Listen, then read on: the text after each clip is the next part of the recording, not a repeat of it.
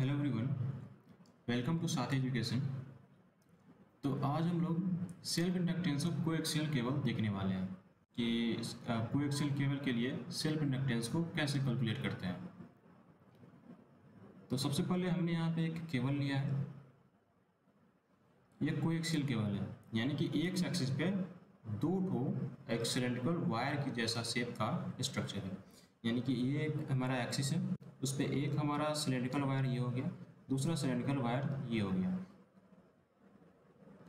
तो coaxial cable को आप एक कोएक्सियल सिलेंड्रिकल वायर भी समझ सकते हैं, जिसका इनर रेडियस हमने लिया है r, यानी कि अंदर में जो सिलेंड्रिकल वायर है इसका हमने इनर रेडियस लिया है r, और बाहर में सिलेंड्रिकल वायर है उसका रेडियस लिया है p। ठीक है। और हमने इस कोएक्सियल केबल का एक लेंथ कट कर दिया है जिसका लेंथ है l। तो हमने कोएक्सियल केबल का l लेंथ का कोएक्सियल केबल कट किया है।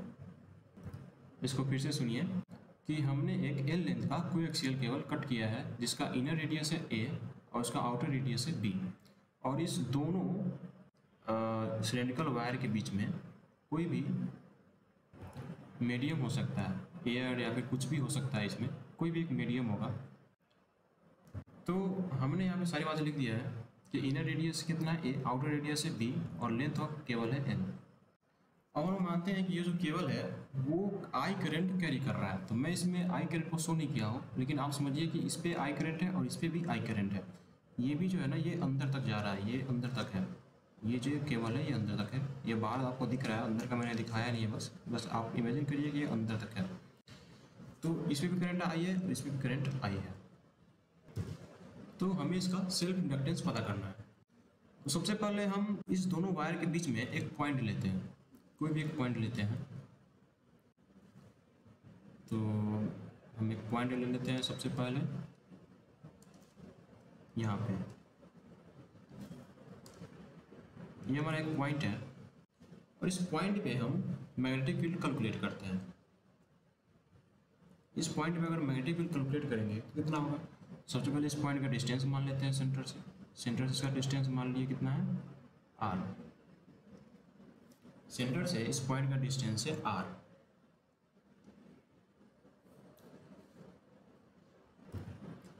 और हमने इस पॉइंट से होने वाले उस पॉइंट से गुजरने वाले एक लूप को भी कंसिडर किया है। इसको क्या हम बोल सकते हैं? इसको हम एम्पीरियन लूप बोल सकते हैं। एक हमने लूप कंसिडर किया है, एक सर्कुलर लूप कंसिडर किया है जो इसी पॉइंट से गुजर रहा है। तो अब हमें यहाँ पे मैग्नेटिक फील्ड निकालने के लिए एम्पियर सर्किट लॉ लगाने वाले हैं। तो एम्पियर सर्किट लॉ लगाएंगे तो क्या होगा? तो सबसे पहले हम यहाँ पे कुछ स्टेटमेंट लिख लेते हैं।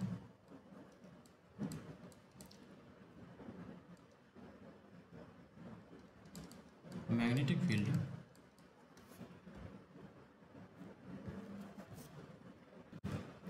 बिटवीन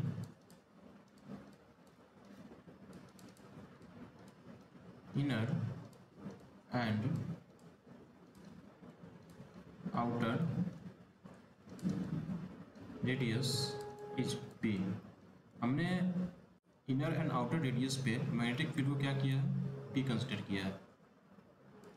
यानी कि ये इनर रेडियस आउटर रेडियस इसके बीच में जो मैग्नेटिक फील्ड एग्जिस्ट कर रहा है उसको हमने p कंसिडर किया है। तो p को हम कैसे कैलकुलेट कर सकते हैं? आप यहाँ पे लिखिए apply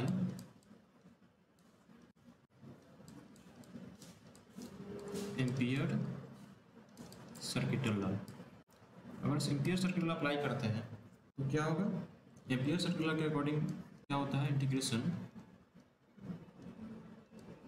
b dot D L equal to mu into I enclosed.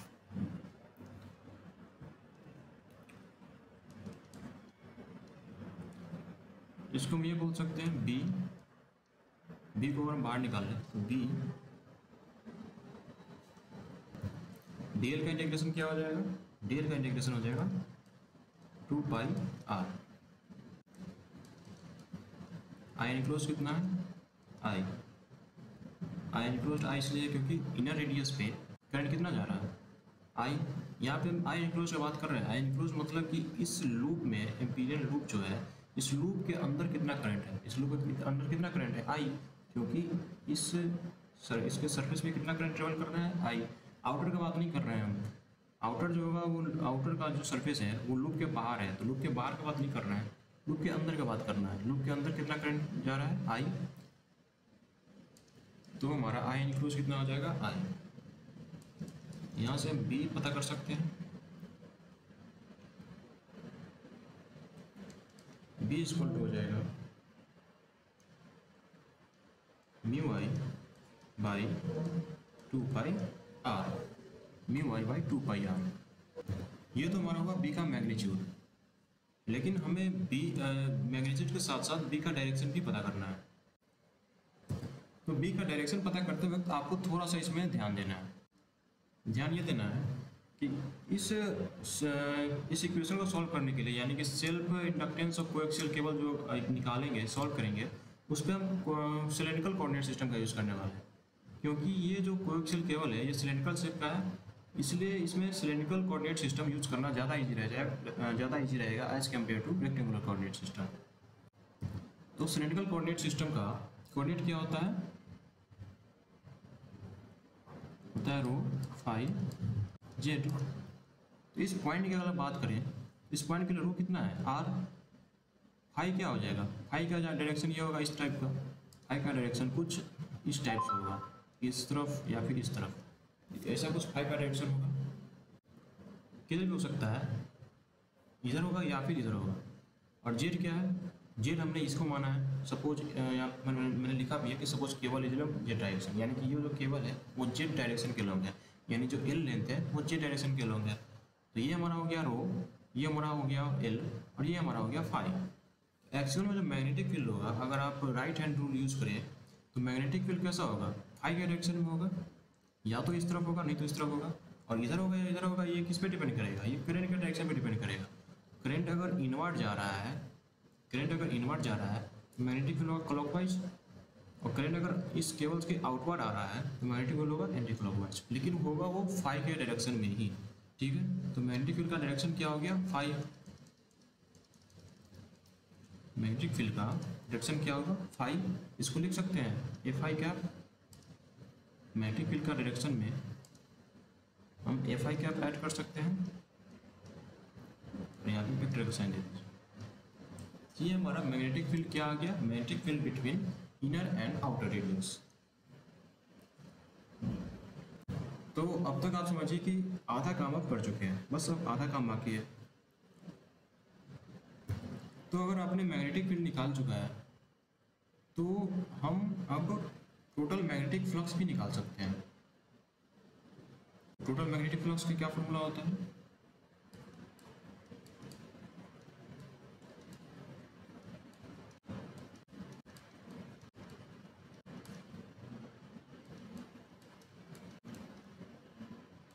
Flux का फॉर्मूला होता है integration B dot D S. ये फ्लक्स का फॉर्मूला होता है, बी हमें पता है तो बी का वैल्यू यहाँ पे पुट कर देंगे, mu I by 2 pi R F i cap. अब यहाँ पे डी एस पुट करना है, तो डी एस के लिए हम लोग यहाँ पे सिलेंड्रिकल कोऑर्डिनेट सिस्टम यूज कर रहे हैं।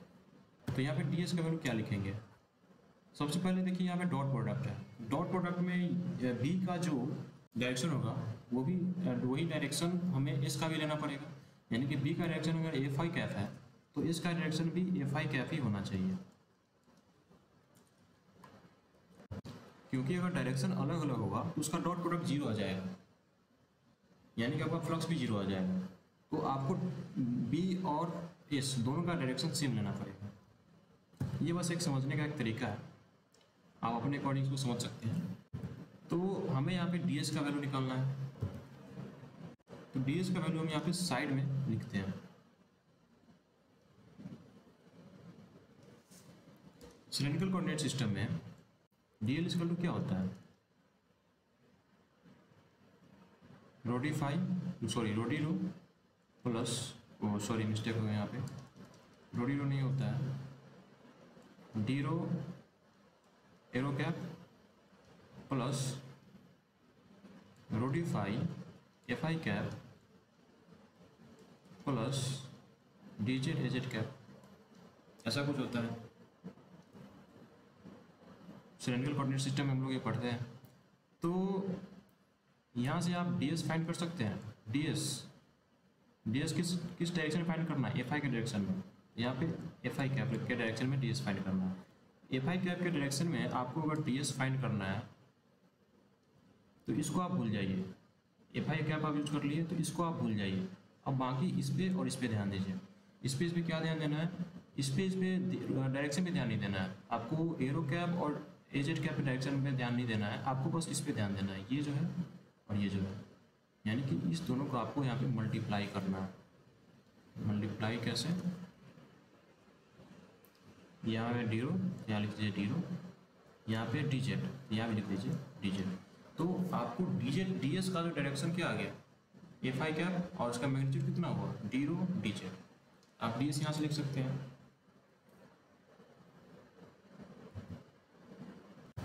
आप फिर से समझिए मैंने यहाँ पे क्या किया है।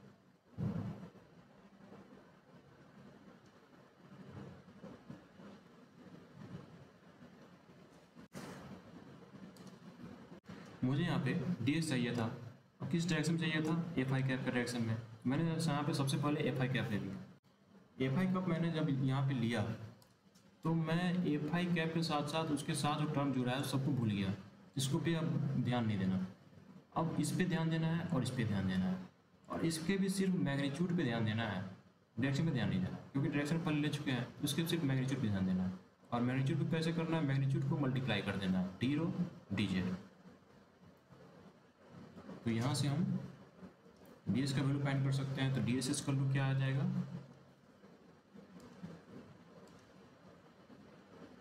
D rho D Z. तो अब बस इंटीग्रेट करना है इसको। म्यू आई बाई 2 पाई, ये बाहर आ जाएगा, ये कांस्टेंट है। अब इंटीग्रेशन करिए इसका,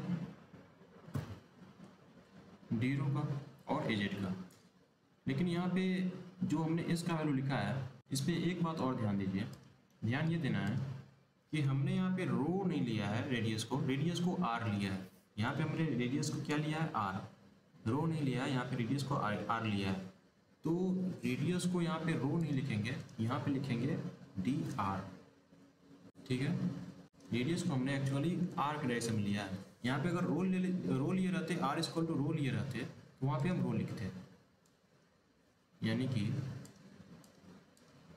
अगर हमने इसको रो लिया रहता तो हमारा वो इक्वेशन सही था, D rho D Z A phi cap. लेकिन यहाँ पे हमने रेडियस को आर लिया है, तो ये क्या हो जाएगा? D R D Z arrow cap. Sorry, मैंने फिर से रो लिख दिया, यहाँ पे डी आर होगा। ठीक है, ये हो जाएगा 1 बाई आर डी आर, और फिर इंटीग्रेशन करेंगे डी जेड। तो आर का इंटीग्रेशन कहाँ से कहाँ तक होगा? आर का इंटीग्रेशन होगा आर इक्वल टू ए से बी तक। आर का वैल्यू कहाँ से कहाँ तक चेंज हो रहा है? इस फिगर में देखिए आर का वैल्यू चेंज हो रहा है ए से लेके बी तक। यहाँ पे आर इक्वल टू पुट करिए फ्रॉम ए से बी। और जेड का वैल्यू कहाँ से कहाँ तक चेंज हो रहा है? जेड को हमने क्या माना? जेड हमने इस डायरेक्शन माना, एल के डायरेक्शन में। तो जेड का वैल्यू कहाँ से कहाँ तक चेंज हो रहा है? 0 से लेके एल तक। जेड का लिमिट हो जाएगा 0 से एल। और इसको कैलकुलेट करिए, क्या आ जाएगा? Mu I by 2 pi L N R. 1 by R का इंटीग्रेशन होता है एल एन आर। लिमिट डालेंगे इससे भी, इसका इंटीग्रेट करेंगे तो क्या आ जाएगा? इसका इंटीग्रेशन करने पे आ जाएगा एल इक्वल टू, यहाँ पे लिख सकते हैं mu I by 2 pi L n b by a into l. तो total flux phi equal to क्या हो जाएगा? Mu not i into l by 2 pi into l n b by a. ये हमारा टोटल फ्लक्स आ गया। तो अब यहाँ से हम डायरेक्ट इंडक्टेंस पता कर सकते हैं। कैसे, देखिए, लिखेंगे 10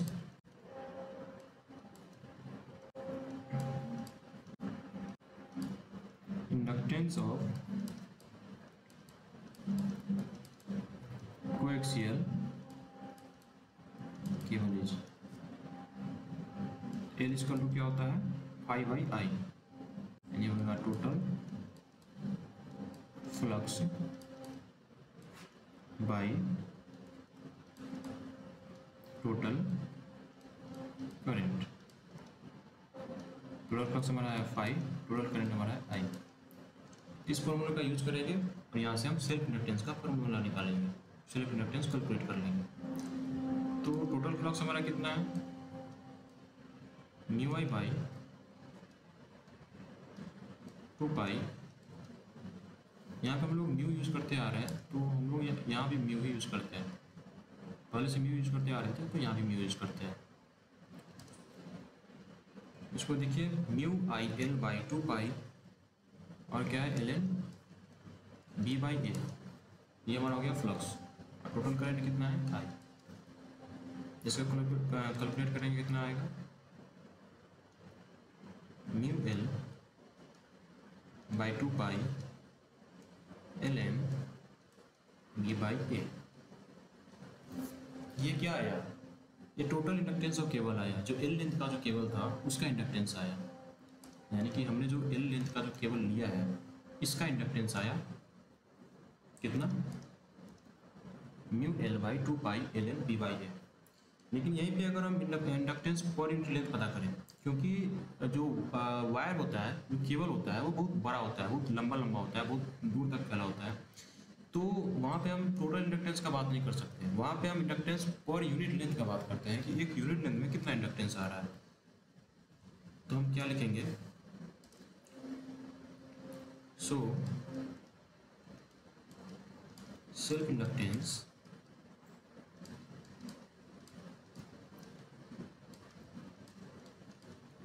पर यूनिट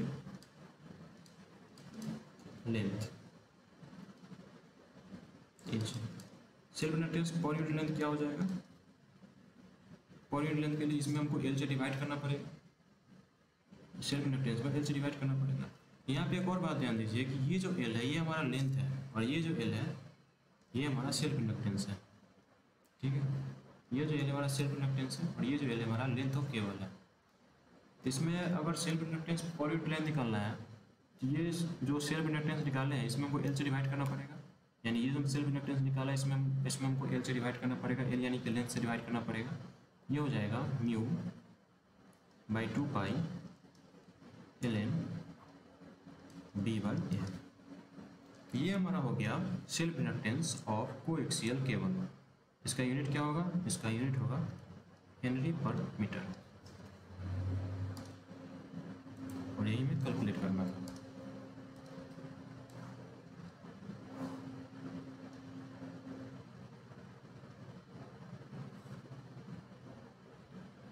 तो हम लोग self inductance of coaxial cable calculate कर चुके हैं, और यही में करना भी था। तो इस वीडियो को आप यहीं पे रहने देते हैं। आप हमें कमेंट सेक्शन में बताइए कि आपको ये वीडियो कैसा लगा।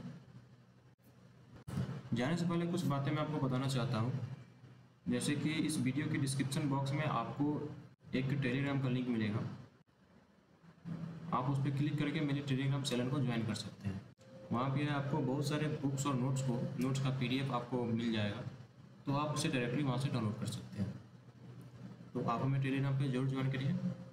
मिलते हैं किसी और वीडियो में। Thank you.